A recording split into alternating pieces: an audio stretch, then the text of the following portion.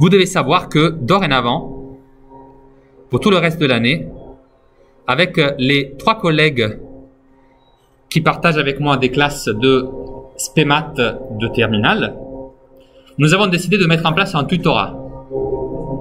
Un tutorat, c'est un moment dans une semaine, ce sera ici 4 heures, 2 en semaine A, 2 en semaine B, de sorte qu'il y ait toujours une possibilité de venir à n'importe quel moment à n'importe quel moment de l'année, du coup, dans semaine A ou semaine B.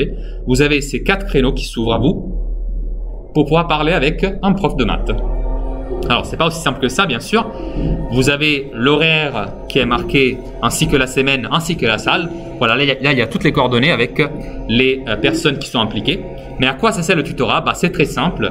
Si vous avez une question sur n'importe lequel des chapitres qui ont été traités en cours, vous pouvez pas simplement la poser à moi-même, mais vous pouvez la poser à n'importe quel autre collègue, car plus ou moins les choses que nous faisons sont à une semaine près la même partout.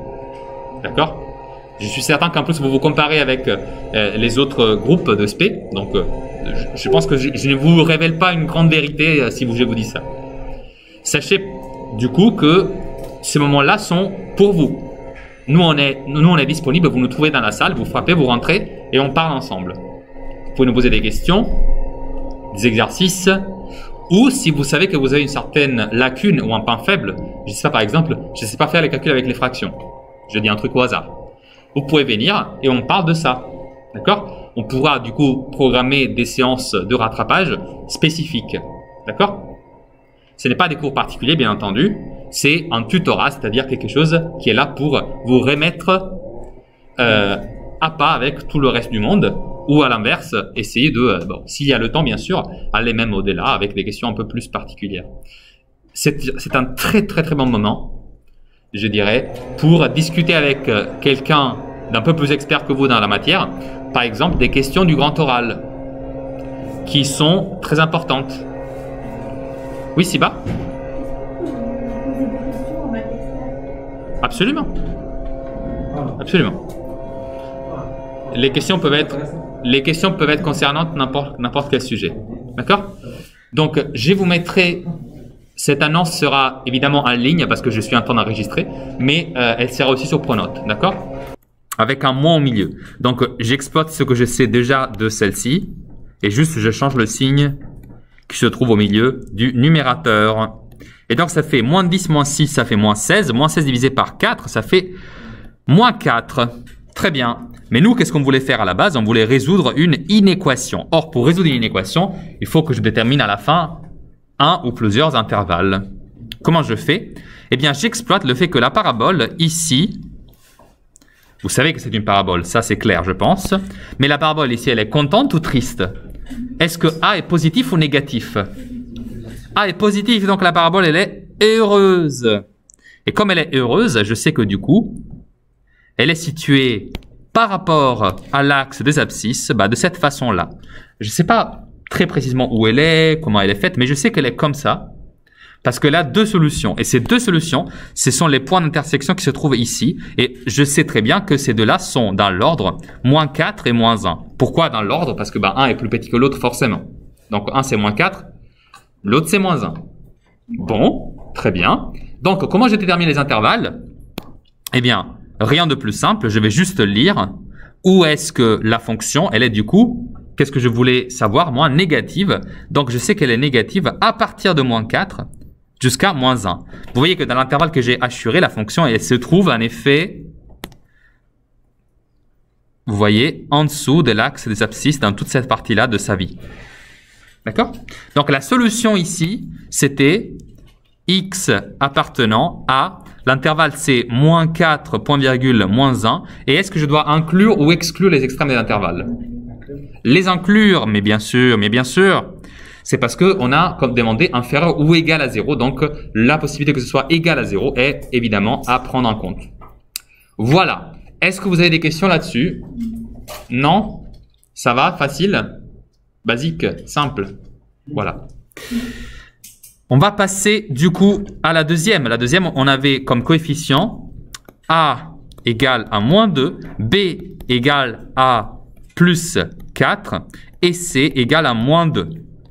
Je travaille avec ces trois-là et vous voyez, je peux même oublier tout le reste pour le moment parce qu'une fois que j'ai ces trois-là, je peux tout faire. Discriminant, c'est 16 moins 4, attention au signe, fois moins 2 fois moins 2.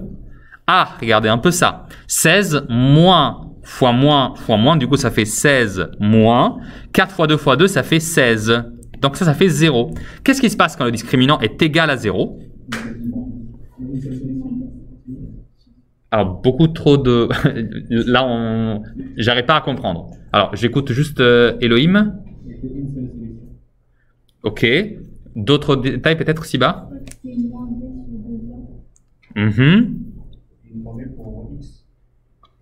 Alors, vous avez tous raison.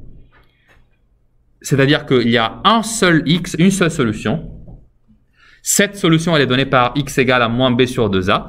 Mais ça, c'était effectivement une facile déduction parce que vous savez très bien que les solutions, au cas où il y en a deux, c'était moins b plus ou moins, vous savez, soit c'est l'une, soit c'est l'autre, racine carrée de delta divisé par 2a. Or, si delta est égal à 0, dans cette formule, le delta devient donc 0. La racine de 0, ça fait 0. Donc ici, tout ce qui me reste, c'est moins b sur 2a. Ça, c'est sûr. Et du coup, comme c'est moins b sur 2a, ça veut dire qu'il y a une seule solution. C'est celle-ci, effectivement. Et donc, ça veut dire quoi, ça, par rapport à la parabole? Alors, déjà, calculons-la. Je sais que du coup, ici, x est égal à moins b, donc moins 4 divisé par 2a, donc 2 fois moins 2. Ce qui va donner comme résultat final 1. Bon. Est-ce que la parabole, elle est triste ou heureuse? Comment elle est? Le signe de son coefficient A. Et voilà, vous avez donc une parabole très tristounette. Ce qui fait que quand je vais la tracer, je dois tracer quelque chose qui répondra à cette allure-là. Mais attention, où est-ce qu'elle va toucher? Est-ce qu'elle va déjà toucher l'axe des abscisses? Oui, combien de fois? Une seule fois, exactement. Comme ça. Et donc ici, vous avez une seule intersection. D'accord? Ça, c'est ce qu'on appelle une situation de tangence. Vous voyez que la parabole, elle est tangente à l'axe des abscisses. Et ce fait a lieu pour x égale à 1. Donc maintenant, revenons à notre question. Donc, question était, quand est-ce que ce polynôme-là est inférieur strictement à 0? Alors, quand est-ce qu'elle est inférieure strictement à 0? Non. Pas pour tous x, mais presque. En effet, elle est négative, négative, négative, négative, négative. Là, elle n'est pas négative, elle est égale à 0. Et ensuite, elle recommence. Donc, ça veut dire que son ensemble de solutions, ce sera moins l'infini, point virgule, 1, exclu, et de l'autre côté aussi, parce que l'infini est toujours exclu, réuni avec 1, point virgule, plus l'infini. Toujours exclu le 1. Ça, vous pouvez aussi l'exprimer par l'expression suivante. Tous les réels auxquels j'ai retiré la valeur 1. Ça, c'est l'expression. J'espère que c'est clair. Des questions là-dessus? Nope. Pas de questions? Ça va? Bon. Troisième, vous aviez moins 1, 7, moins 12. Moins 1, 7, moins 12.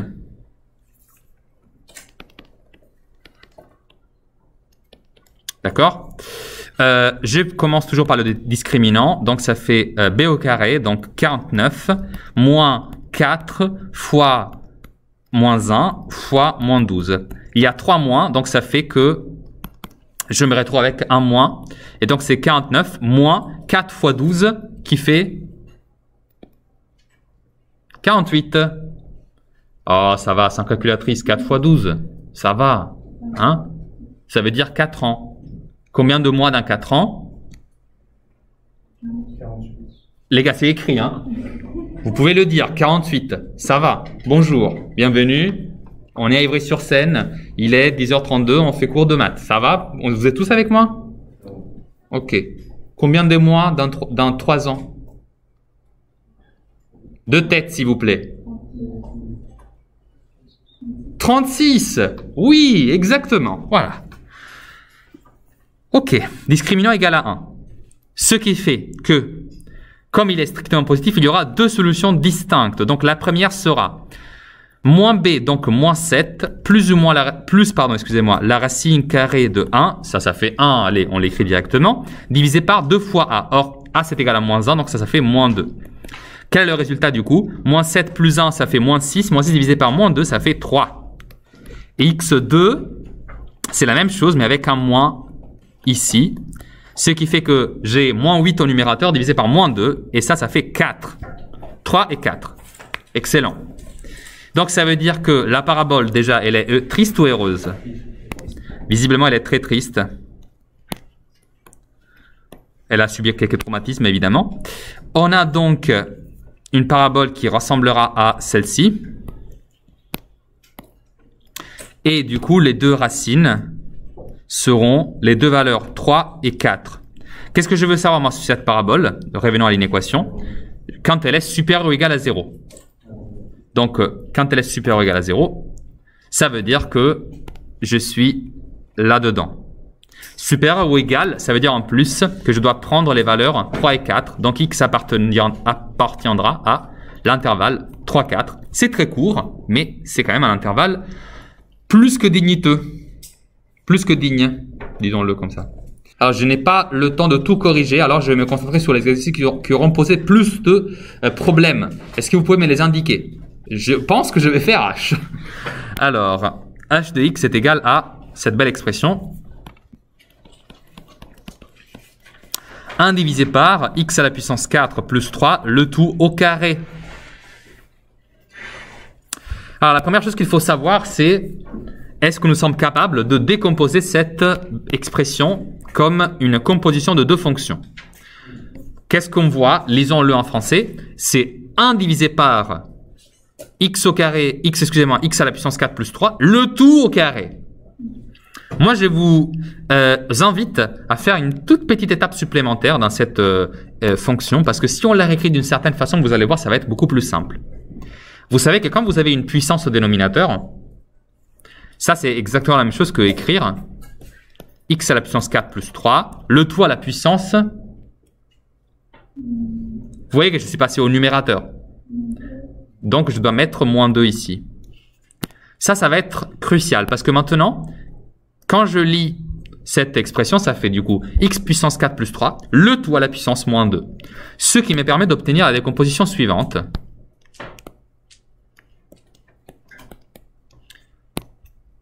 X à la puissance 4 plus 3 en rouge, le tout à la puissance moins 2. Pourquoi j'ai intérêt à faire ça? Vous allez le voir tout de suite. Regardez comment ça devient simple. Alors, la fonction u, c'est celle qu'on a appelée à l'extérieur en général dans notre formule. Donc, u de x, je vais l'appeler x à la puissance moins 2. Et je vais dire que v de x, ce n'est rien d'autre que x à la puissance 4 plus 3. D'accord? Je vous rappelle mon petit schéma. Pardon, excusez-moi. La dérivée de u, déjà d'abord, c'est qui? Alors, là, ça devient intéressant parce que je vous avais conseillé la dernière fois de bien lire le tableau que je vous ai envoyé. Qu'est-ce que c'est marqué dans le tableau que je vous ai envoyé? Je vous avais écrit que quand vous avez à faire la dérivée d'une expression de la forme x à la puissance n, donc dérivée, avec non pas n supérieur à 0 et entier, mais tout simplement avec n entier. C'est ce que vous lirez dans le papier que je vous ai distribué. La solution est toujours la fameuse règle du marteau, que j'appelle seulement moi dans le monde comme ça, donc s'il vous plaît, ne le dites à personne. Mais j'espère que vous vous rappelez de quelle est la morale de cette règle-là. Quand vous y allez, avec votre petit marteau, la lettre n qui se trouve en haut, elle tombe. Et il vous reste x à la puissance non plus n, mais n auquel j'ai retiré 1. Et cette règle, elle s'applique partout, dès que n est entier. Alors ici, moins 2 est un entier négatif bien entendu, mais un entier.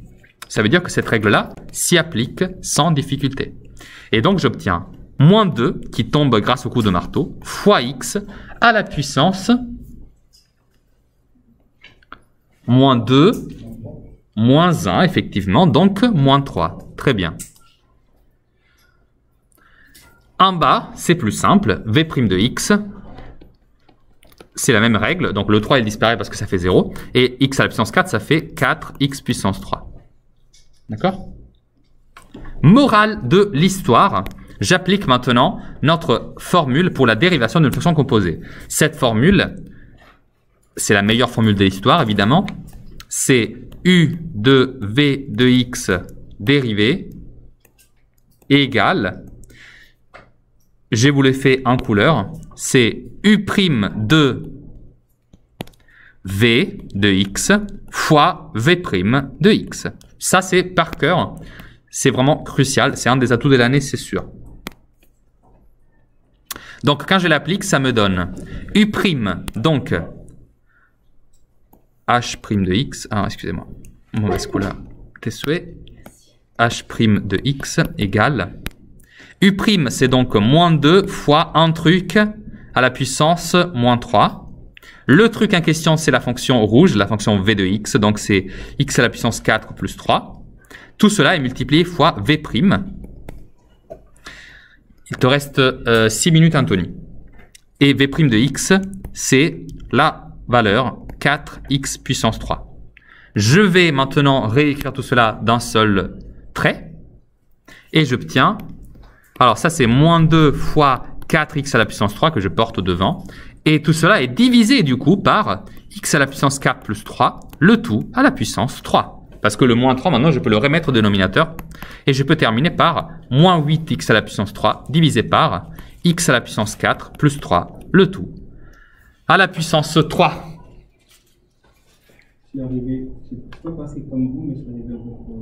Et alors, effectivement, ce n'était pas la seule façon d'agir dans cette situation. Pas du tout. Il est aussi possible que vous ayez utilisé la formule, notamment de dérivation d'une fraction, autrement dit d'une division. Et si vous avez agi ainsi, je vous félicite parce qu'il n'y a rien de mal à ça. D'accord? Le seul truc, c'est que j'imagine que vous avez dû passer par un peu plus de calculs.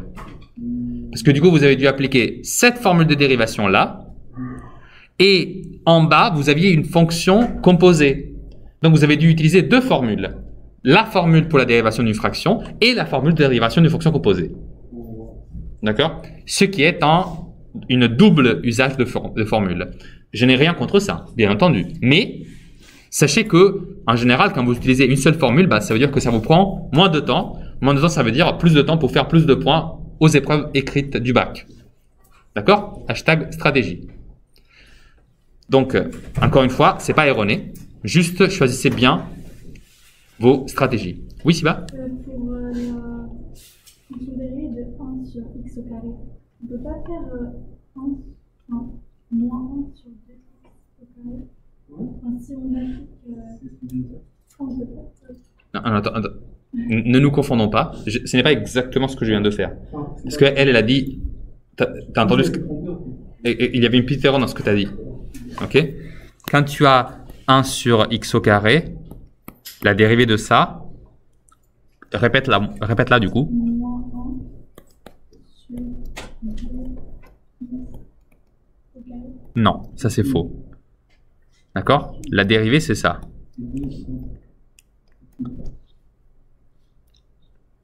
D'accord? C'est celle-ci. À chaque fois que tu dérives une fonction de la forme 1 sur x à la puissance n, d'accord? Toujours le résultat, ce sera moins n ici. Et ici, c'est x à la puissance n plus 1. D'accord? Mais cette formule-là, je te déconseille de la prendre, donc je vais l'effacer rapidement. Parce que c'est beaucoup plus simple d'en apprendre une seule qui est valable pour toujours. Et cette formule-là, c'est toujours la même. C'est cette formule-là. C'est la même formule. Juste, tu ne dois pas te limiter à l'appliquer quand tu la vois écrite à x à une puissance positive. Vous pouvez aussi l'appliquer quand x a une puissance négative. Elle va marcher sans difficulté, sans différence. Comme on l'a appliqué ici. D'accord? Je reviens aux 3 exercices qu'il fallait corriger. Ici, il y en a 3 autres. Alors, j'imagine du coup que peut-être que là, dans l'exercice 124, ça a été plutôt F et G qui vous ont posé des difficultés ou je me trompe? Oui, c'est ça? Allez, plutôt G. je vais essayer de m'en souvenir, c'est 1 divisé par e à la puissance x plus 3, le tout à la puissance 4. Ok. Décomposons celle-là. Déjà, on va la réécrire de façon agréable comme e à la puissance x plus 3, le tout à la puissance 4. Mais pas tout simplement comme ça, il faut mettre un petit moins pour me rappeler que le 4, cette puissance-là, elle était au dénominateur avant. Là, je l'ai porté au numérateur, donc je dois mettre un signe négatif. Anthony, encore une minute, n'oublie pas s'il te plaît de bien nommer la feuille, même le sujet, d'accord? Tu me le rendras. Ah, d'ailleurs, c'est déjà marqué Anthony parce que je l'avais écrit pour toi tout à l'heure. Une fois que j'ai fait ça, je vais donc l'écrire comme une fonction composée de deux fonctions et je vais dire que u de x est égal à la fonction x puissance moins 4 et que v de x est égal à la fonction e à la puissance x plus 3. Et je vais m'amuser à effectuer les dérivations de ces deux fonctions, u' de x et v' de x. Déjà, u', c'est qui? Application de la règle que je vous ai dit tout à l'heure. Qu'est-ce qu'elle me dit cette règle? Ça me dit que du coup, le moins 4, il devient devant la variable x, qui est élevée non plus à la puissance moins 4, mais moins 5. Et ensuite, v' de x est égal à la dérivée de e à la puissance x, qui est exactement, parce que ça c'est la meilleure fonction, car la dérivée c'est elle-même, et mon cerveau il ne doit pas trop faire d'efforts. Et 3, c'est une constante, donc dérivée ça fait 0, ce qui est quand même une belle dérivée, je dois avouer.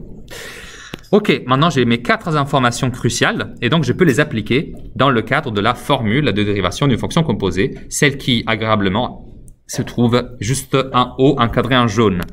Quand je l'applique, je trouve du coup que u', c'est qui alors? C'est moins 4 fois la puissance de quelque chose, puissance 5.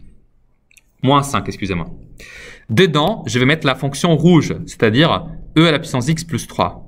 Aucune dérivée est ici présente parce que juste je réécris la même fonction. C'est la formule. Hein. Tout cela doit être multiplié fois la dérivée de v. Anthony, si tu veux venir ici, s'il te plaît, me apporter ta copie et ton sujet. La dérivée de ça, c'est du coup e à la puissance x tout simplement. Voilà. Et ça, c'est la dérivée de g. Je réécris ça de façon plus agréable. Ça fait moins 4 e à la puissance x fois e à la puissance x plus 3. Merci beaucoup. À la puissance moins 5. Et comme j'ai envie de lui redonner un peu sa place au dénominateur, je vais écrire moins 4 e à la puissance x, le tout divisé par e à la puissance x plus 3, le tout à la puissance 5. D'accord? Et encore une fois, si vous aviez atteint ce résultat après d'autres calculs, ne vous inquiétez pas, c'est toujours valable. Juste pour vous donner une idée, alors je comprends que c'est une nouvelle formule et tout. Petit à petit, ça deviendra une formule amie. C'est très facile de l'appliquer une fois que vous avez compris comment ça marche. Juste pour vous donner une idée, ça devient simple de le faire de tête en fait, même sans faire après tout le passage U, U', V, V'. C'est un passage que je vous conseille quand même de faire, surtout le jour J, car vous serez comme ça sûr de de ce que vous écrivez. Mais voilà, disons que dans un usage quotidien, ça peut devenir très rapide de l'utiliser. Par exemple, disons que j'en fais une au hasard, par exemple celle-là, h de x.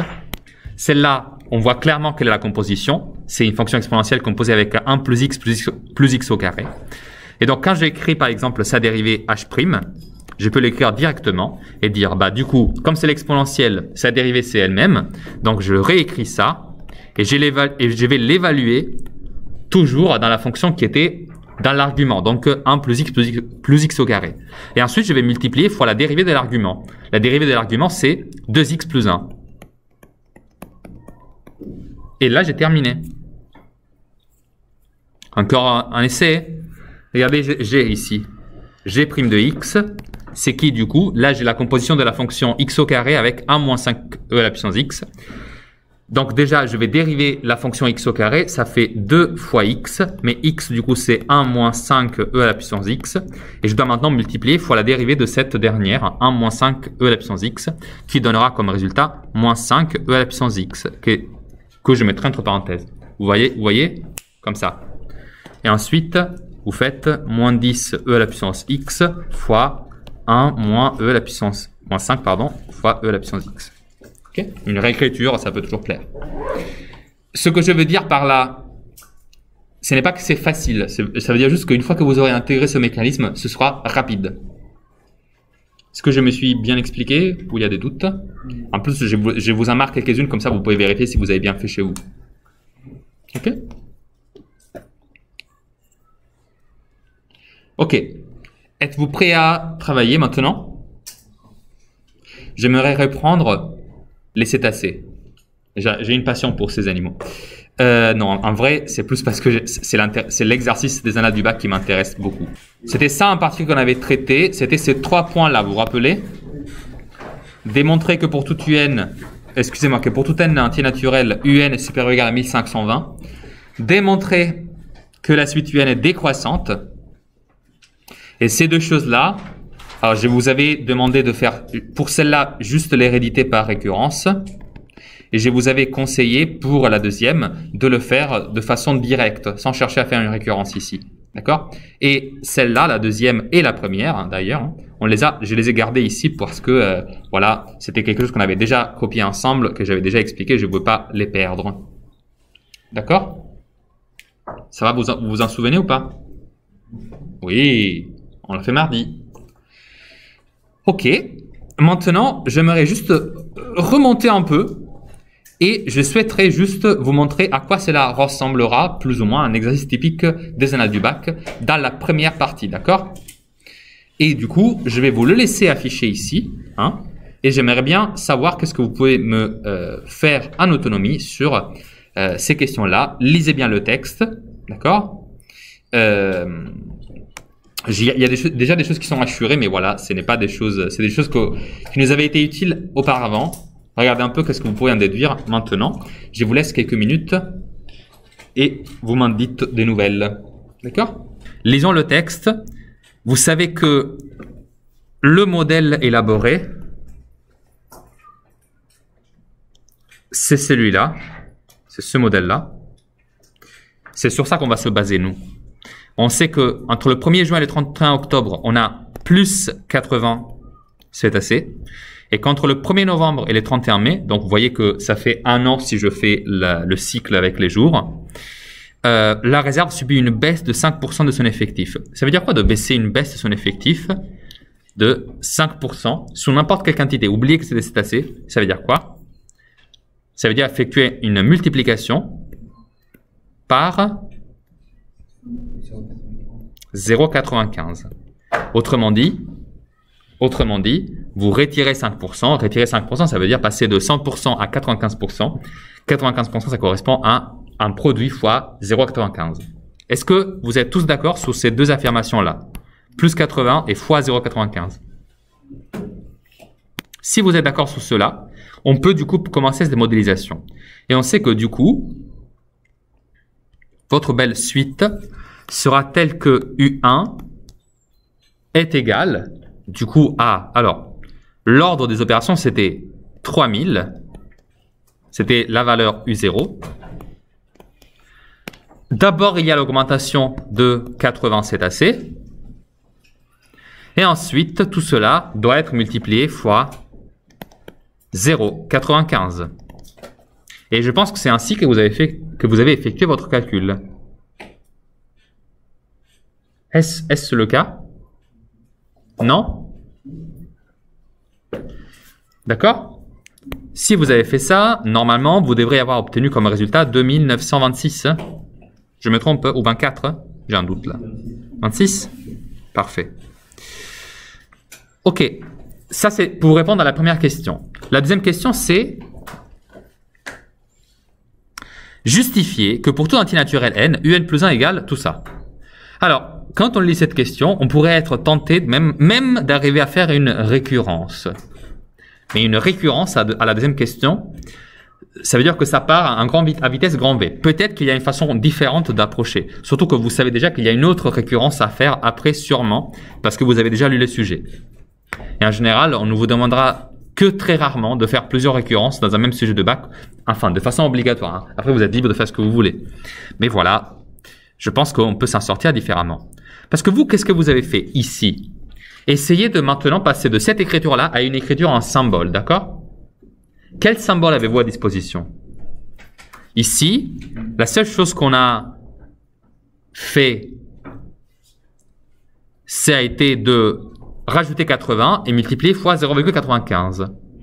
Donc, je peux écrire que à la place de mettre ici ce 3000, je peux juste mettre moins U0. Ce qui veut dire que quand je voudrais calculer U2, qu'est-ce que je vais devoir faire? Eh bien, je prendrai toujours la quantité de cétacés de l'année précédente, donc U1. Je rajouterai 80 et je calculerai une baisse de 5% de tout cela, donc je multiplierai fois 0,95. Je ne sais pas combien j'obtiendrai, mais je sais que ça va faire U2. Et c'est ça qui m'intéresse, au fait. Et ainsi de suite. Je pense que ici, l'expression est très adaptée. U3 sera égal à 0,95 fois U2 plus 80. Donc, juste par la lecture de votre sujet, vous pouvez déduire que UN plus 1 est égal à 0,95 fois UN plus 80. Ici, vous pouvez justifier cette affirmation en disant que, tout simplement, cela est la traduction mathématique du modèle. Et c'est une traduction littérale. Traduction mathématique du modèle proposé. Pourquoi vous pouvez dire ça? Eh bien, tout simplement parce que vous avez vraiment, ça c'est l'écriture en français de ce qui était déjà marqué. Parce que vous savez qu'à chaque fois vous rajoutez 80 et à chaque fois vous diminuez de 5%. Ces deux infos sont traduites ici à la lettre. Donc vous n'avez pas à justifier plus que cela. D'accord? Et éventuellement, vous pouvez juste dire que diminuer des 5%, ça correspond à multiplier une quantité fois 0,95 et personne ne pourra vous répondre non, c'est faux sur ça. Et plus 80, c'est de rajouter 80, c'est assez. Waouh, incroyable. On traduit une addition par le symbole plus, école élémentaire. Donc voilà, sur ça, personne ne peut contester, hein, c'est vrai, vous l'écrivez. La question du coup, ça devient, ok, maintenant que j'ai établi cette égalité-là, comment je peux terminer? Parce que la question, je vous le rappelle, ce n'était pas de déterminer ça, mais c'était de déterminer, ça. D'accord? Et effectivement, pour atteindre cette formule, bah, tout simplement, développer. Parce que si vous développez, vous obtenez 0,95 fois UN plus 0,95 fois 80. Or, il s'avère que ça fait précisément 76. Et c'est quand même un peu plus simple à calculer. Comme ça, les termes de cette suite. D'accord? Voici donc comment vous pouviez répondre à cette question. Est-ce qu'il y a des questions? Non? Est-ce que je peux passer à la suite alors? La question suivante, c'était une belle question de tableur, un grand classique. À l'aide d'un tableur, on a calculé les 8 premiers termes de la suite UN. Bravo! Le directeur a configuré le format des cellules pour que ne soient affichés que des nombres arrondis à l'unité. Bon, d'accord, ok, j'accepte. Et qu'est-ce qu'on a obtenu? Alors regardez, du coup, on a ce beau tableur. Dans la première ligne, on a l'année, donc n égale à 0, 1, 2, 3, etc. Vous savez qu'on commence en 2017 avec 3000 cétacés et ensuite on diminue. Enfin, on diminue, on évolue. Peut-être qu'après ça va augmenter, on ne sait pas. Quelle formule peut-on entrer dans la cellule C2? Donc on va imaginer que lui au début, il n'a pas tout fait d'un coup, évidemment. Il a fait faire les calculs au tableur, mais cette cellule-là, c'est la cellule qui est à remplir en première, visiblement. Le reste, je peux le remplir moi à l'écrit, mais le calcul qui m'intéresse de faire, c'est à partir de la cellule C2. Donc, quelle formule peut-on entrer dans la cellule C2 afin d'obtenir par recopier vers la droite les termes de la suite UN? Est-ce qu'il y a quelqu'un qui a répondu à cette question déjà? Juste avoir répondu, pas avoir répondu de façon correcte. C'est la plaine. Il n'y a pas de tour qui se lève dans ce paysage. Non? Mais est-ce que vous ne l'avez pas lu, vous n'êtes pas arrivé à lire cette question ou vous ne savez pas du tout comment l'approcher? Vous l'avez pas lu. Bah, du coup, là, vous l'avez lu. Est-ce qu'il y a quelqu'un qui a des idées?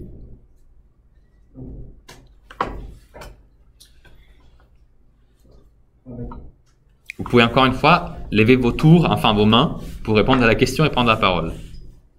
Est-ce qu'il y a quelqu'un qui a des idées? J'accepte les idées, hein, même si l'idée c'est j'ai un peu envie de churros. Non, vraiment, des idées. Je prends tout.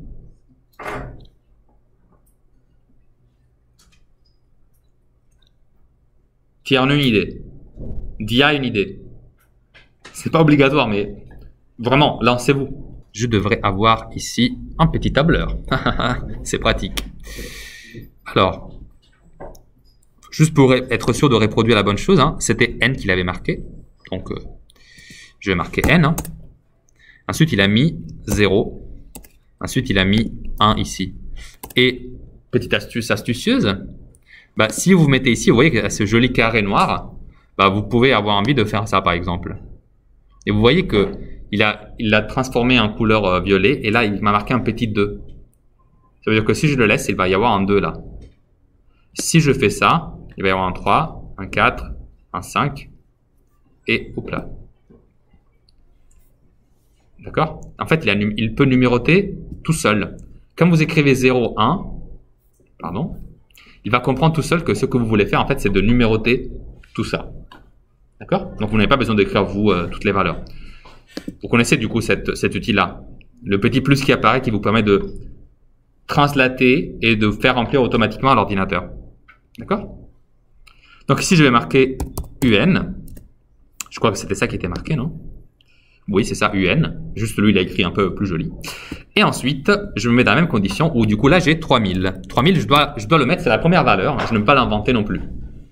Maintenant, la question c'est, qu'est-ce que j'ai écrit dans cette case-là? C'est la fameuse case C2. Là, vous la voyez, hein, c'est vraiment cas pratique. Qu'est-ce que je peux écrire? J'aime bien toujours quand on lève la main. Mais je crois qu'Amaya, ça avait eu l'idée en premier, non?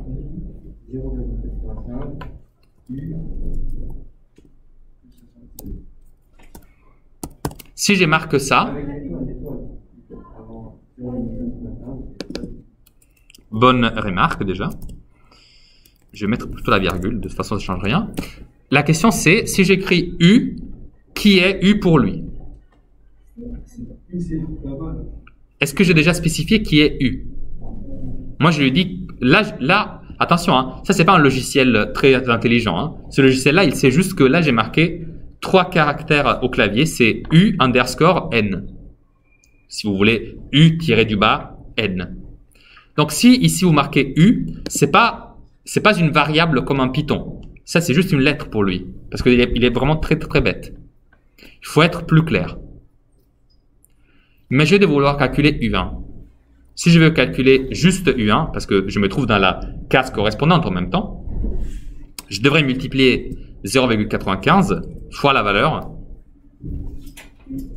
une valeur numérique.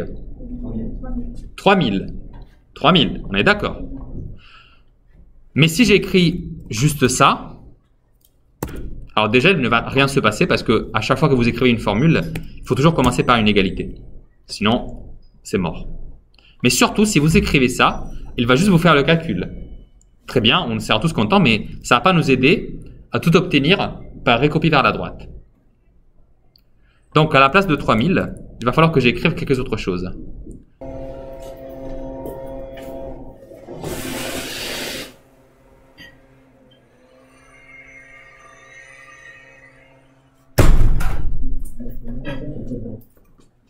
J'ai juste gardé la porte ouverte pour faire un petit échange d'air. Alors, on était arrivé là, et je vous avais dit que si j'écris U comme ça, ça va pas le faire, parce que lui, il ne sait pas qui est U. Alors, on pourrait écrire 3000. Ah, déjà, ici, n'oublions pas de mettre l'égalité. Hein, voilà.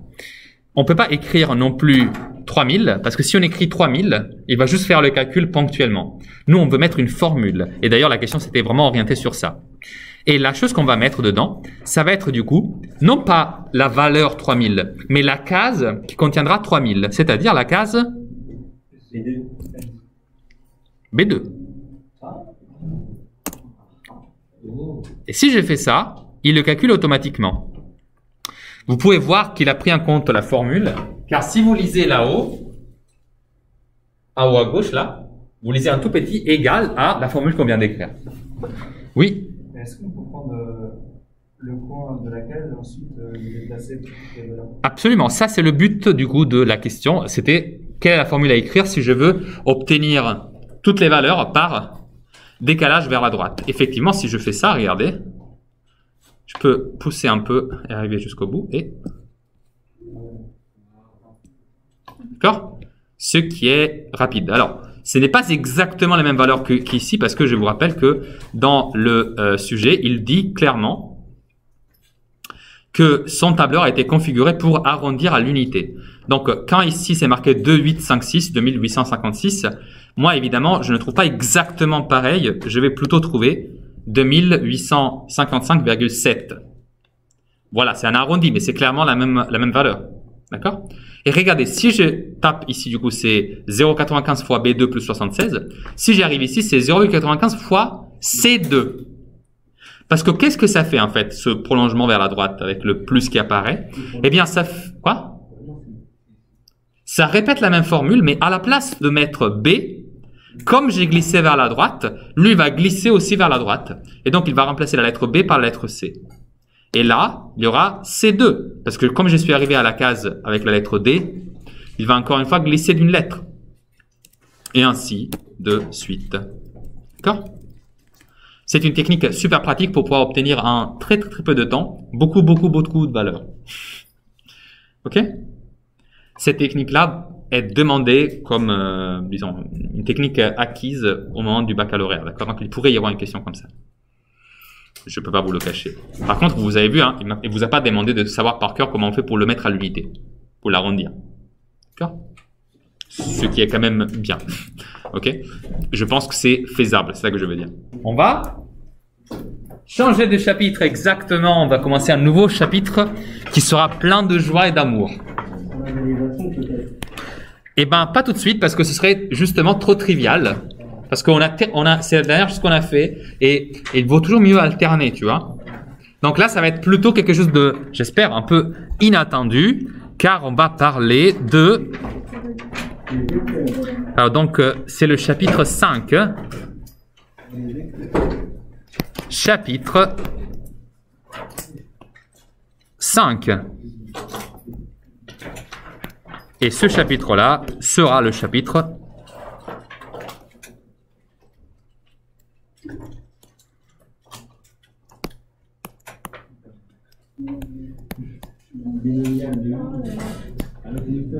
encore une fois, pas de préjugés s'il vous plaît.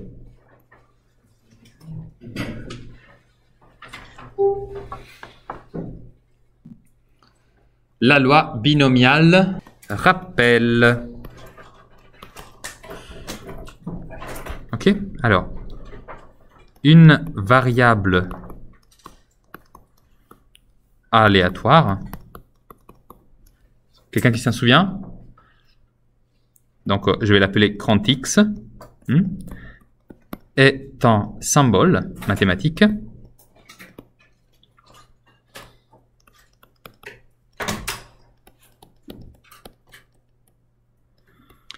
qui modélise un phénomène aléatoire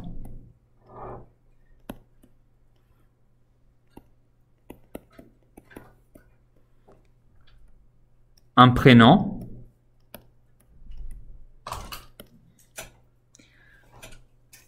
des valeurs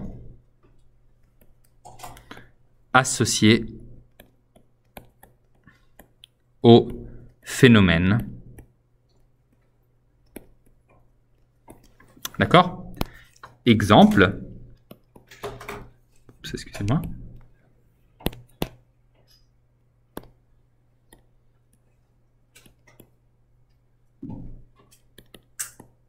Exemple.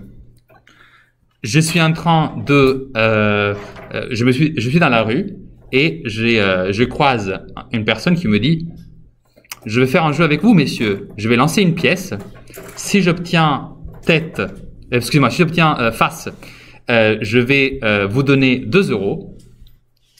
si on obtient pile, vous allez me donner 1 euro. Vous avez intérêt de jouer avec moi, n'est-ce pas?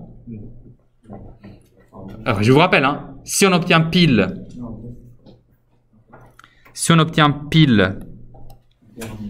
moi, je vais perdre 1 euro.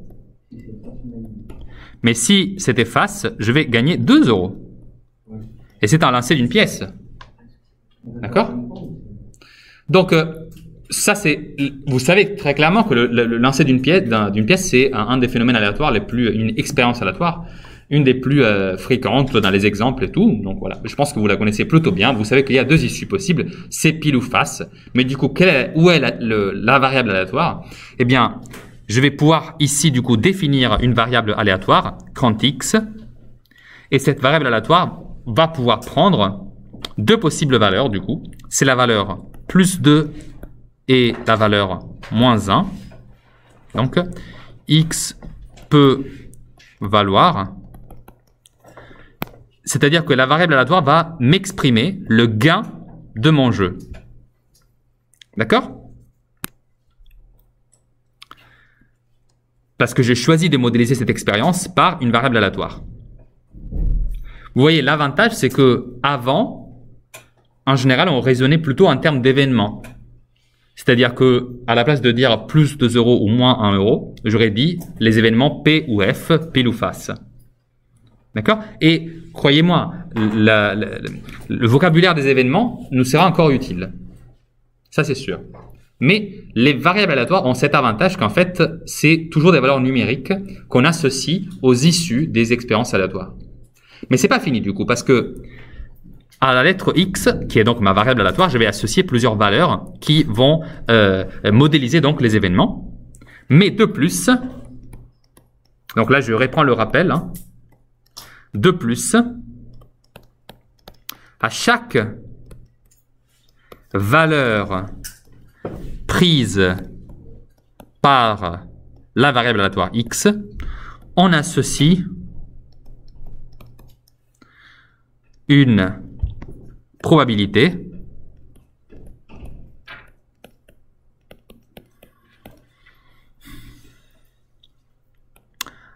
en donnant ce qu'on va appeler dorénavant sa loi. C'est la loi de la variable aléatoire.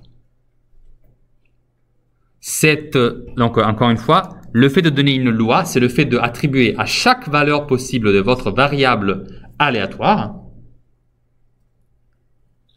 une différente valeur de probabilité. Revenons à notre exemple. L'exemple du coup du mec dans la rue qui veut faire pile ou face avec moi.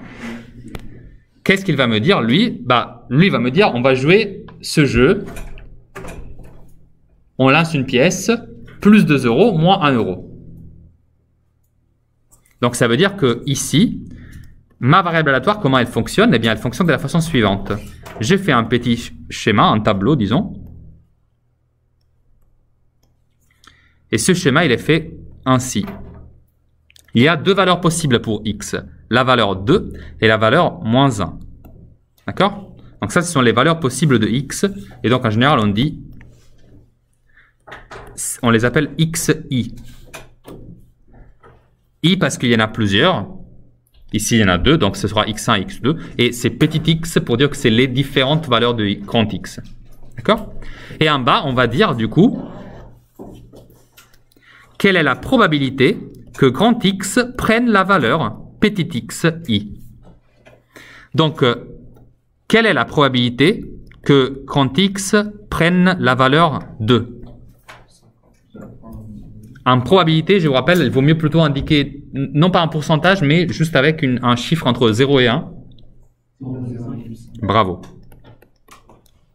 Et là, du coup, ça c'est la probabilité que x soit égal à moins 1. Donc, voilà.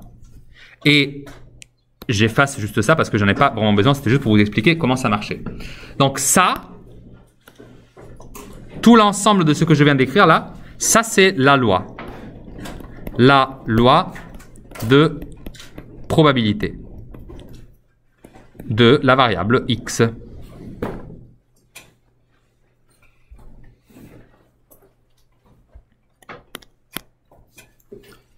Il s'avère, toujours dans mon histoire, que évidemment, je me rends compte que comme les deux probabilités sont pareilles, j'ai plus intérêt à jouer. Parce que si je gagne, moi je gagne plus de ce que je perdrais si je perds.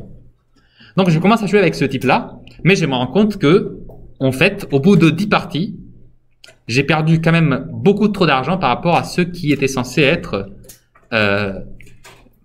mon principe de équiprobabilité, c'est-à-dire que le fait de faire pile ou face, ça a la même probabilité.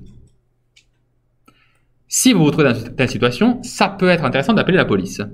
Et dans l'histoire que j'aimerais bien raconter, la police a donc récupéré la pièce utilisée par cette personne que j'avais croisée dans la rue et ils ont commencé à lancer la pièce un bon nombre de fois.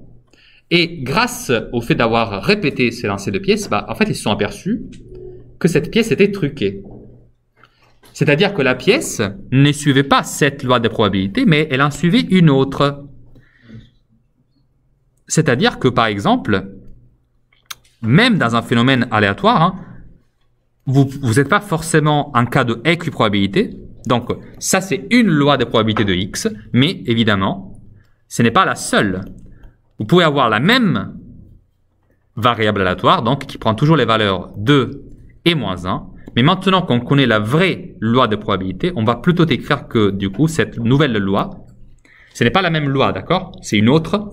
C'est celle dont je me suis aperçu grâce à l'aide de la police, qui me dit que je gagne seulement 10% des fois, donc 0,1 et 0,9. D'accord? Donc là, je vais plutôt marquer la vraie loi de probabilité de la variable grand X. Ce que je tiens à préciser, c'est que la variable, c'est la même. C'est la loi qui a changé. La variable, c'est la même parce qu'elle prend toujours les mêmes valeurs, mais la loi a changé. Oui? Vous avez perdu combien de fois?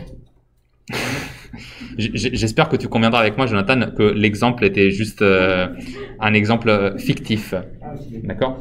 Je suis personnellement contraire à n'importe quel jeu d'argent. Parce que la seule façon de gagner de l'argent à un jeu d'argent dans lequel il y a du hasard impliqué, c'est de ne pas jouer. La raison pour laquelle je dis ça, c'est que, comme ça vous terminez de copier, c'est que les jeux d'argent, en fait, ils ont un petit défaut de stratégie, tu vois. Quand tu joues à un jeu d'argent, en général, tu joues avec quelqu'un qui te dit « Viens, jouons à mon jeu ». C'est-à-dire que la personne qui te propose de jouer, c'est, dans les grands casinos comme dans la rue, une personne qui a elle-même créé les règles du jeu. C'est pas toi qui possèdes les règles du jeu, c'est l'autre personne. Le loto, c'est qui fait les règles du jeu? Ce n'est pas toi, la personne qui joue, c'est l'État. L'État ou, dans le cas particulier, le loto, c'est la société des jeux de... Je crois que ça s'appelle Jeux de France, je suis pas sûr. Mais dans tout le cas, c'est une société privée, du coup. Enfin, pas complètement privée, c'est un peu plus compliqué que ça, mais voilà. Si quelqu'un te propose de jouer à un jeu, et que cette personne ou cette entité, c'est elle qui fait les règles du jeu, a priori, elle ne te demanderait jamais de jouer à un jeu équitable. Elle ne peut que vous proposer de jouer à un jeu qui est potentiellement source de profit pour la personne qui te propose le jeu. Quand on joue avec de l'argent, c'est tout le temps comme ça. Le seul gagnant dans un casino, c'est le casino. Parce que c'est le casino qui fait les règles des jeux. Et quand tu fais les règles du jeu, tu as un pouvoir énorme. Ce pouvoir-là, justement, c'est le pouvoir de pouvoir déterminer la loi de probabilité. Quand tu peux créer une loi de probabilité sur un jeu, c'est que tu vas gagner. Parce que tu vas pas créer un jeu qui est défavorable à toi-même, créateur du jeu. Voilà. J'espère que maintenant je vous ai rappelé qu'est-ce qu'une variable aléatoire. Ok? Et qu'est-ce qu'une loi de probabilité aléatoire en passant. D'accord? Ça va? Très bien. Alors, pour arriver à la loi binomiale, du coup, je dois vous parler de quelque chose de un peu plus précis. Et en particulier, je vais vous parler donc d'un type particulier de phénomène qu'on va s'intéresser à modéliser. D'accord? Et ce phénomène-là, il s'avère qu'en effet, c'est très similaire à ceux que je vous ai déjà présentés. D'accord? Donc, on va écrire la chose suivante. Vous avez tous copié, hein? C'est fini? Ok, super. Je prends du coup espace blanc. Définition.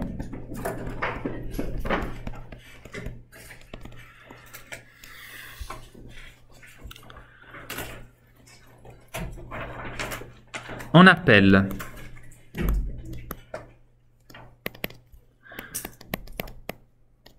épreuve de Bernoulli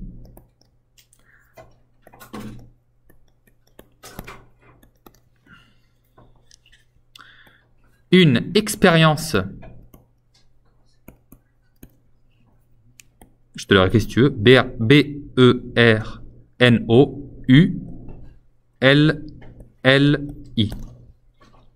C'est plus clair? Oui, B-E-R-N. Comme ça? Ok. Une expérience aléatoire à deux issues.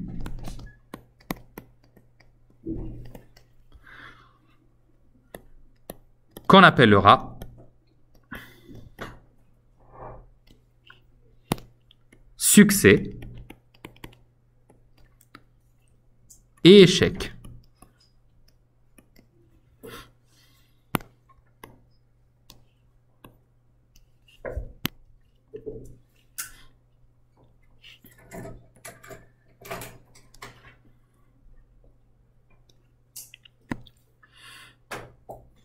D'accord? Une épreuve de Bernoulli modélise donc, alors ça, laissez-moi juste vous le dire en français, ça modélise du coup en général un phénomène de votre choix dans lequel vous pouvez quand même appeler une des deux issues un succès et l'autre un échec. C'est important de comprendre cette dichotomie. La dichotomie, c'est le fait d'avoir un monde, disons, une expérience ou en général un phénomène où il y a deux choses possibles qui peuvent se passer. C'est dichotomie, ça vient du grec, ça veut dire deux possibles issues. D'accord? Et donc, une épreuve de Bernoulli, ça peut modéliser n'importe quel phénomène qui peut avoir deux issues différentes. Imaginez par exemple de lancer un dé à 6 faces. Vous allez penser, je ne peux pas utiliser l'épreuve de Bernoulli. Bah, pourtant, si, à condition de regarder le phénomène, obtenir un nombre pair, obtenir un nombre impair. C'est deux phénomènes, deux issues possibles, deux résultats de l'expérience aléatoire qui peuvent se produire. Même si, quand je lance un dé à 6 faces, bah, vous savez, il y a 6 possibles résultats qui sortent. Toujours avec un dé à 6 faces, je peux aussi regarder le phénomène, la sortie, le tirage, donc d'une valeur supérieure ou égale à 2. Ça veut dire que si j'ai 1 comme résultat, c'est une des issues. Et si je sors 2, 3, 4, 5 ou 6, bah, c'est l'autre issue. Vous voyez la logique? L'épreuve de Bernoulli, vous êtes libre de la définir, vous. Une épreuve de Bernoulli a paramètre P est une épreuve dans laquelle la probabilité d'obtenir un succès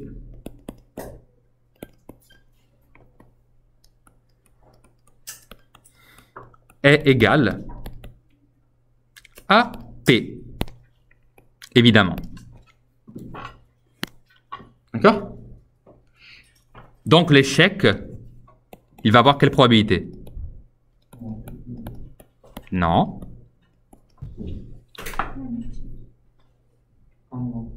Un moins P, merci Elohim. Quoi? C'est moi, il est. Parce que j'ai pas entendu du coup. Ah d'accord. Pardon, merci. Vous êtes trop proche et parfois j'ai du mal parce que je vois pas votre bouche bouger. Donc l'échec, il a comme probabilité 1 moins P. Alors attention, hein, ça c'est important à comprendre parce que toute la probabilité, vous voyez, l'événement sur, il a comme probabilité 1. C'est 100%, c'est 1. Donc, si le succès est égal à P, l'échec, ça doit être le reste, vous voyez. Donc, c'est 1 moins P. D'accord? C'est 100% auquel j'enlève la probabilité du succès. Donc, c'est ça l'échec. OK. Mais ce chapitre-là, c'est un chapitre sur les variables aléatoires. Et donc, ce qui nous intéresse du coup, c'est la loi de Bernoulli. Eh bien, c'est très simple. La loi de Bernoulli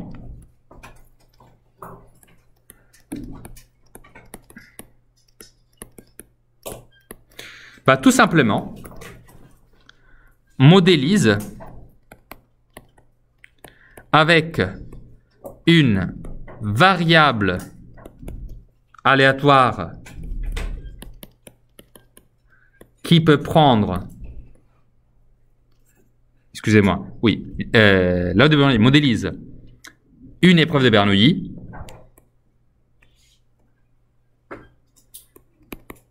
sinon ce serait pas logique, une épreuve de Bernoulli avec du coup une variable aléatoire qui peut prendre seulement 0 et 1 comme valeur. De sorte à ce que 1 soit le succès et 0 l'échec.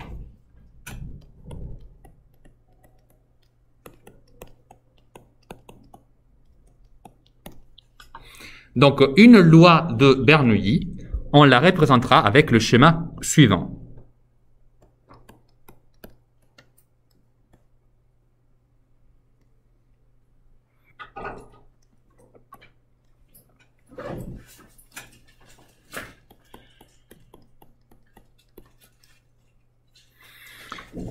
Comment je complète mon tableau?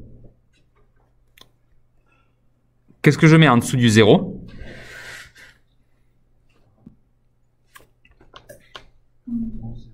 Pardon? Quelle est la probabilité que x soit égal à 0? En termes de l'épreuve de Bernoulli, ça veut dire quoi? C'est succès ou échec, P de x égale à 0? X égale à 0, c'est échec. On a dit que l'échec, sa probabilité 1 moins P. Et donc le succès, il aura comme probabilité P.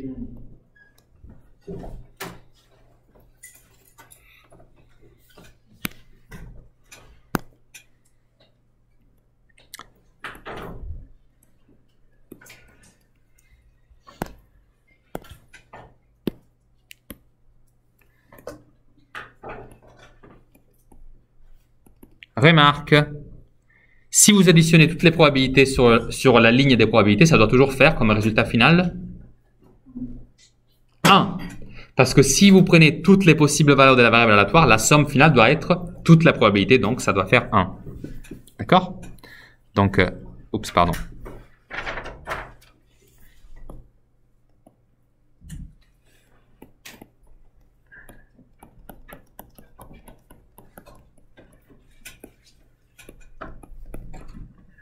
Donc la somme des probabilités P de x égale à xi sur la deuxième ligne doit être égale à 1.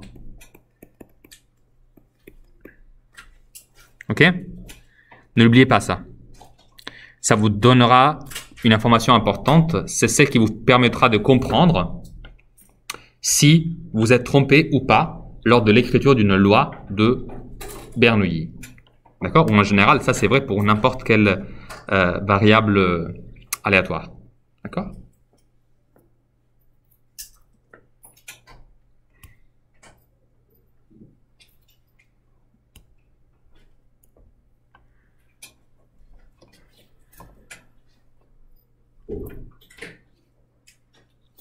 Ok?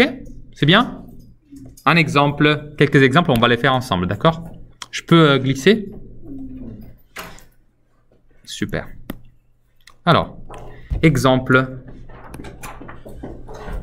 C'est des exemples pour vous, hein. Mais vous allez m'aider, on va les écrire quand même dans le cahier court. Ok? L'expérience aléatoire est la suivante.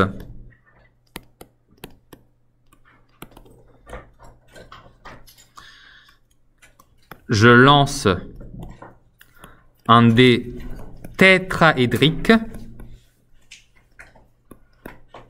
Vous savez ce que c'est? C'est un dé en forme de tétraèdre. C'est quoi un tétraèdre?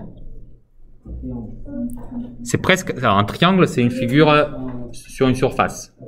Triangle en 3D. Tu veux dire une pyramide? Ouais, Ah, mais heureusement qu'on a des noms pour les choses. Un tétraèdre, c'est ça.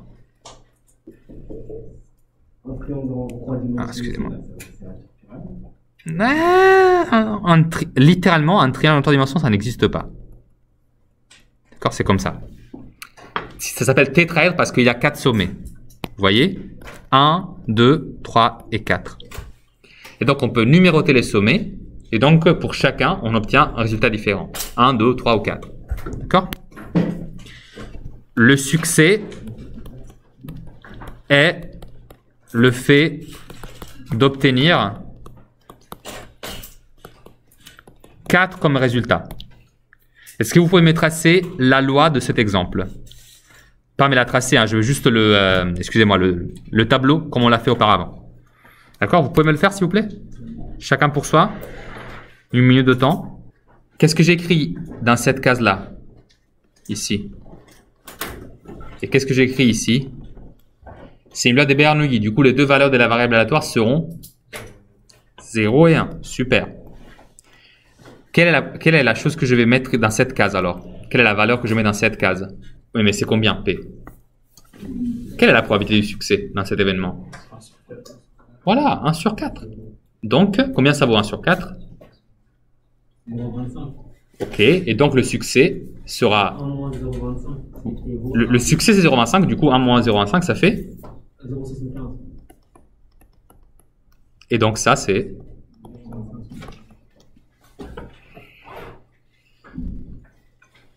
D'accord? Donc cette loi de Bernoulli, c'est une loi de Bernoulli qu'on appellera du coup deux paramètres. P égale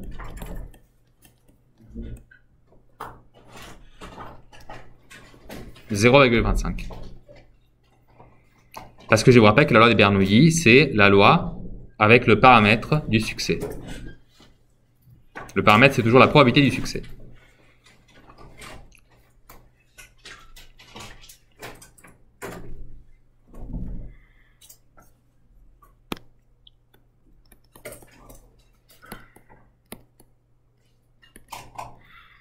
Une autre expérience,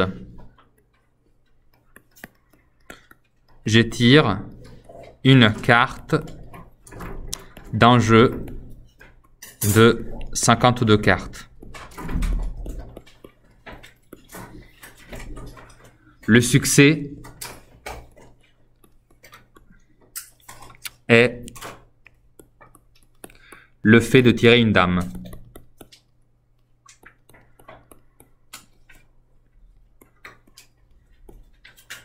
Une dame. Ok?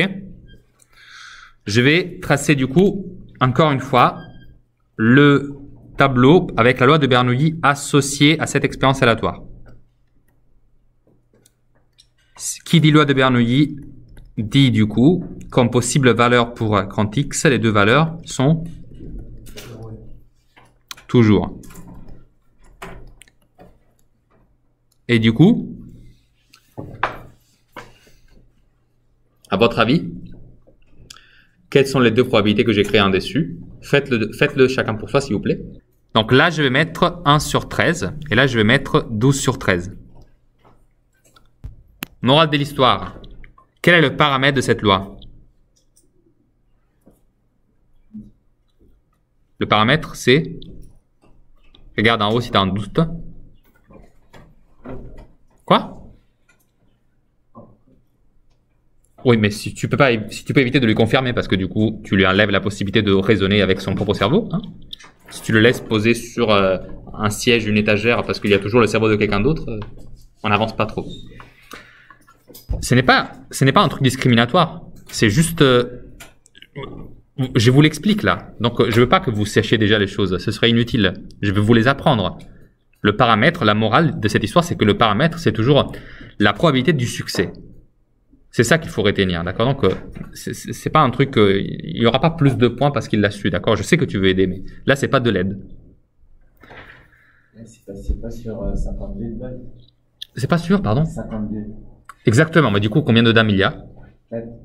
Et 4 sur 52, ça fait 1 sur 13. Mais par contre, juste retenons un instant cet exemple. Imaginez qu'à la place d'écrire 1 sur 13, vous aviez marqué 4 sur 52. On est d'accord, c'est la même valeur. Donc c'est pareil, vous pouvez la laisser.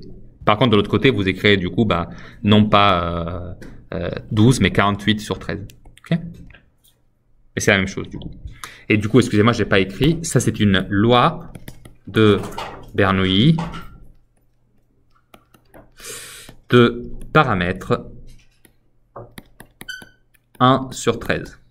D'accord? Bon, je pense que vous avez saisi le truc. Ok? Dernier exemple, mais seulement à l'oral, parce que sinon ça va me prendre trop de temps. Je possède une urne. Dans l'urne, il y a 10 billes. Chacun porte dessus un nombre entier entre 1 et 10. 1, 2, 3, 4, 5 jusqu'à 10. Ok? Chaque bille en a un. Quel est le paramètre de la loi de Bernoulli qui modélise le fait d'obtenir comme succès un nombre, donc quand je tire, multiple de 3.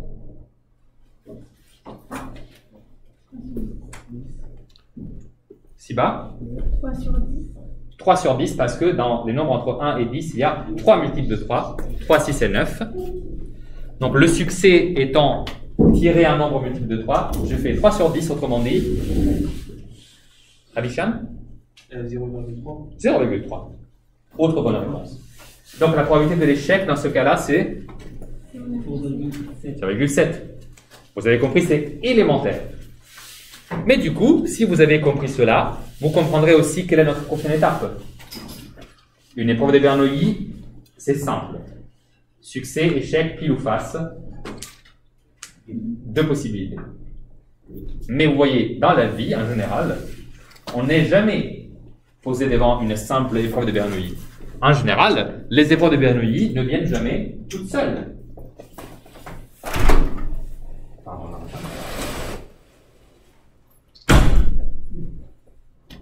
En général, du coup, vous allez être confronté, non pas à une seule épreuve de Bernoulli, mais à une répétition d'épreuves de Bernoulli. C'est par exemple le cas de mon exemple de tout à l'heure. Ma petite histoire avec le type qui m'harcelait dans la rue. Il ne m'a pas proposé de faire une partie. Il m'a proposé de faire une séquence de parties.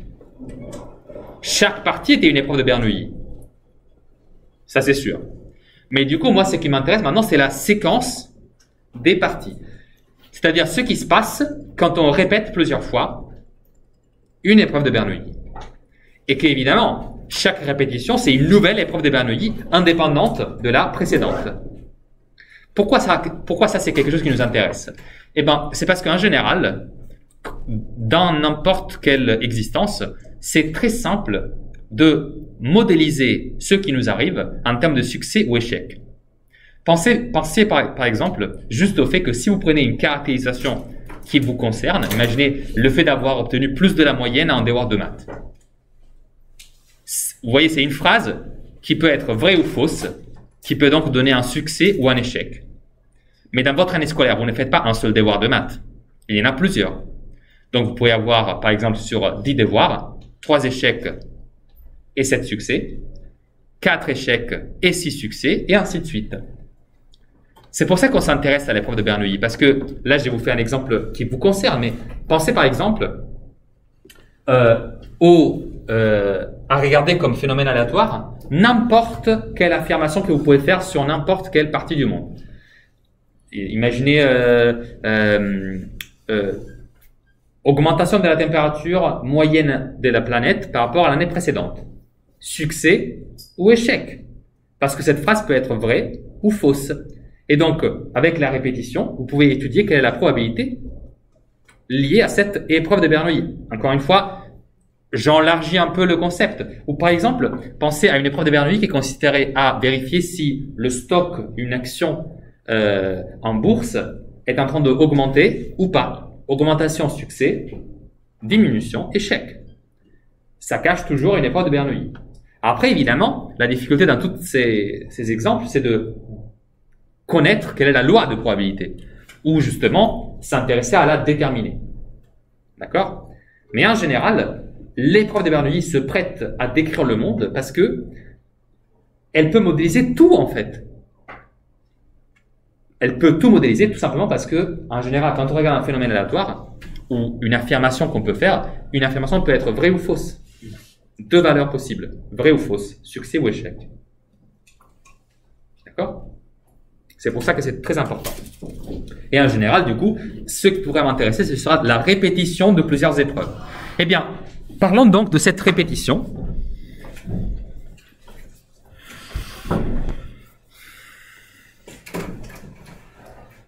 On écrit? Vous êtes prêts?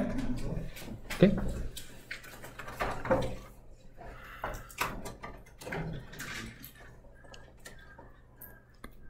Ah, excusez-moi. Alors, on va dire ça, définition / propriété, d'accord?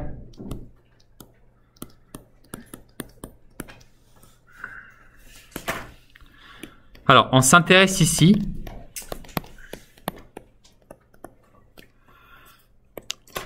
à la succession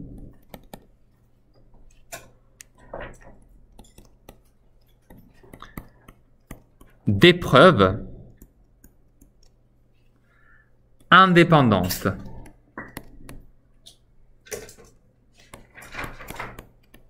Attention, hein, j'ai pas dit épreuve de Bernoulli. Hein. Là, je suis en train de faire un raisonnement général. Ce sont des épreuves indépendantes, autrement dit, des phénomènes aléatoires indépendants. D'accord?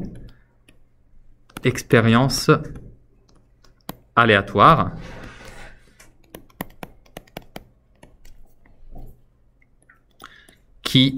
Alors, qu'est-ce que ça veut dire en français, être indépendante? Donc, pour une expérience aléatoire, ça veut dire que ce sont des choses qui n'ont aucune conséquence les unes sur les autres. Ça se calcule. Hein. On dit que deux épreuves aléatoires sont indépendantes si une certaine chose est vérifiée. Vous l'avez fait l'année dernière, mais là, je ne vais pas trop prendre le temps de vous le rappeler. On le fera une autre fois. Mais dans tous les cas, pour le moment, restons sur la définition en français. Hein. Ce sont des expériences aléatoires qui n'ont aucun impact les unes sur les autres. Les unes sur les autres.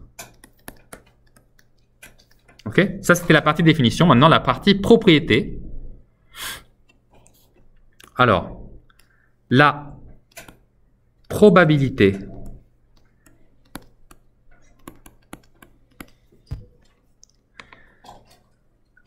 d'une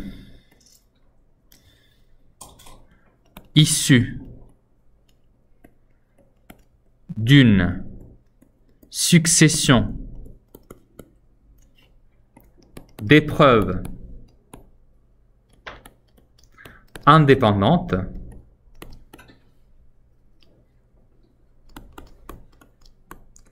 est égale,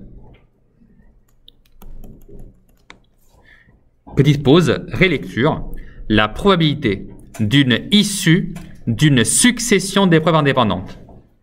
Exemple classique. Je lance une pièce.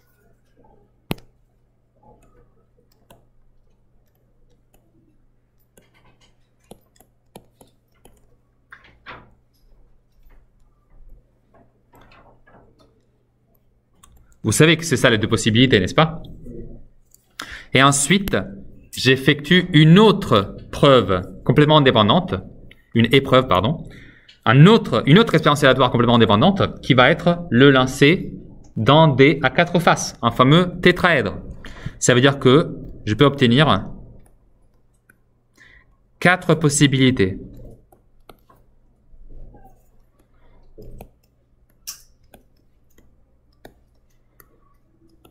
Ok.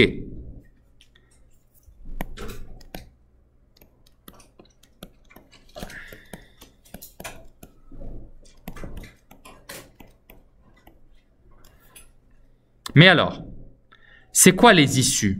Parce que c'est ça dont je parle. Hein. Ici, j'ai marqué la probabilité d'une issue. Je vous rappelle que les issues, ce sont les événements élémentaires qui composent notre univers de possibilités. Ici, par exemple, une issue, ce sera le fait d'obtenir avec le premier lancé, donc pile, et avec le deuxième, la valeur 3. Donc, une issue sera par exemple PF, excusez-moi, P3. Ça, c'est une issue. Comment je calcule, à votre avis, la probabilité de cette issue-là?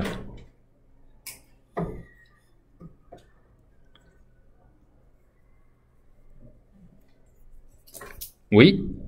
Déjà, on fait la probabilité de pile face. C'est-à-dire? 0,5. Tout à fait. Et ensuite? Ensuite, on fait la probabilité d'avoir de tomber sur 3. C'est-à-dire? 0,25, 0,25 pour chaque. Ok. Et qu'est-ce que j'ai fait avec 0,5 et 0,25? Qui l'a dit? Qui a dit multiplier? C'est moi. T'es sûr que c'était pas Mayas? Non, c'était vraiment Elohim? T'es gentil. Hein. Et du coup, qu'est-ce qu'on fait? On fait effectivement le produit, on les multiplie. Quoi? J'ai pas entendu. Exactement. On est sur le principe multiplicatif. La probabilité d'une issue d'une succession d'épreuves indépendantes est égale donc au produit des probabilités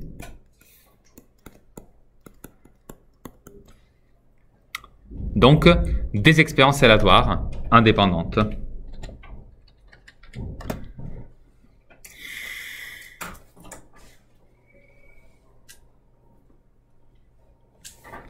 Des probabilités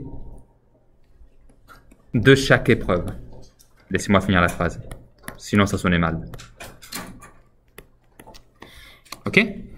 Donc, ça veut dire que la probabilité de l'issue P3, ça va être égal à 0,5 fois 0,25, ce qui fait comme résultat 0,125 si vous êtes amusé à le calculer. Et comme vous l'aurez remarqué sûrement, j'ai représenté le fait de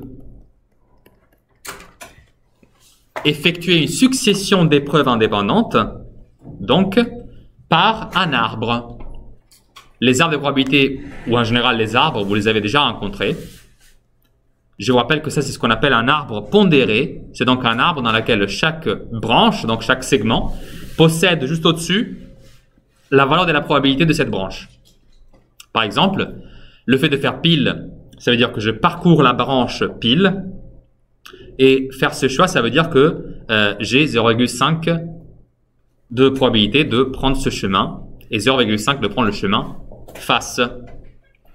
Si mes épreuves indépendantes étaient, disons par exemple, le lancer d'une pièce, mais répété 3 fois, vous aurez du coup devant vos yeux une situation plutôt similaire à celle-ci, pile ou face. Vous me laissez juste finir ça? Ensuite encore pile ou face. Ensuite encore pile ou face. Vous voyez qu'avec les arbres, peu importe le nombre de épreuves que vous faites, d'accord, vous pouvez toujours utiliser ce petit modèle pour connaître quelles sont toutes les possibilités. Vous voyez ici, ce que j'ai fait, du coup, ça a été de considérer un modèle où je répète, j'ai 3 épreuves. Vous voyez, une ici, 2 ici, 3 ici. C'est 3 expériences aléatoires différentes. C'est à chaque fois la même, mais chacune est indépendante de l'autre parce que chaque fois que vous lancez une pièce, vous recommencez. Chaque lancer est indépendant de l'autre. La pièce, elle ne mémorise pas ce qu'elle a fait avant. Vous voyez? Donc, ça veut dire que je peux utiliser un arbre pour modéliser cette expérience. Et si je voulais compléter l'arbre, du coup, je devrais quand même écrire 0,5, 0,5, 0,5, 0,5, 0,5, 0,5, ainsi de suite. Sur chacune des branches. Alors, j'ai deux exercices à vous proposer sur ce sujet.